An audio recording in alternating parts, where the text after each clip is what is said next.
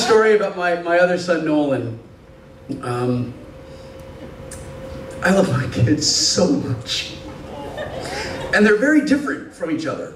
Ryan is an ultra nerd for science and gaming and literature and philosophy, and Nolan is an ultra nerd for cars and for physical workouts and training and nutrition, and he's recently become a science aficionado as well. And Chris Hardwick is one of my best friends, and Hardwick, and how fucking great would it be to have Chris Hardwick on the cruise? Yeah!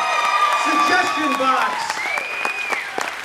Oh my God, Nerdist podcast on a boat, hello? Yeah. It writes itself.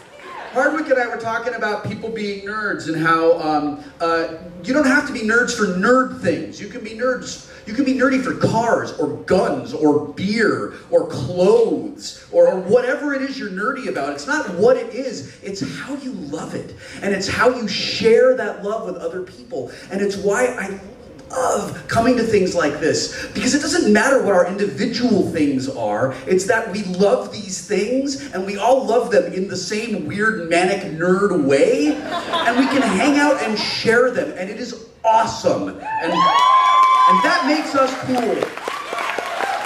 So this is a story about Nolan. It's called Who's Gonna Drive You Home Tonight?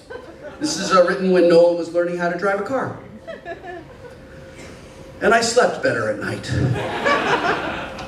Ann and I took Nolan out to Glendale for this art thing he likes to do. After we dropped him off, Ann put her arms around my waist, kissed me on my face, and she said, "I want to have a dinner date with my husband." Bonus unexpected dinner dates are awesome. So we had a wonderful meal together while Nolan did his thing a few blocks away. When we were finished, Nolan met us in the parking garage, and he told us that he wanted to drive home. Now at that point, he had had his learner's permit for about 5 weeks. And even though he was a very competent and careful driver, we were both a little nervous about exposing him to the Los Angeles freeways at night. "You've never driven on the freeway at night," Ann said. "Maybe we should just take side streets." "But the freeway is much faster," Nolan said. "And we have Family Guy waiting for us on TiVo at home." "We're concerned that you don't have a lot of nighttime freeway driving experience," she said, invoking the dreaded royal we without consulting the other half of it.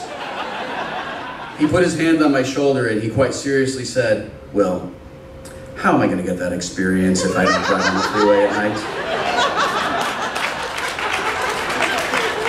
My son. I looked at Ann. He has a point. I felt like the old man, the keys to my car turning into a Red Ryder carbine action range model air rifle with a compass in the stock and this thing that tells time. "Okay, just be careful," Ann said. "Don't shoot your eye out."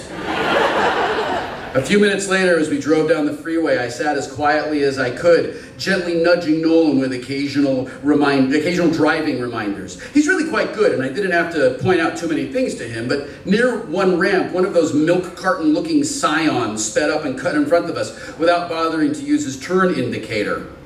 "You've got to watch for drivers like that," I said. "And remember, my fundamental rule of driving, which is... don't be a dick." That's what Nolan said. But that's my fundamental rule for life. My fundamental rule for driving is, oh, he said, everyone on the road is an idiot and they're actively trying to kill you.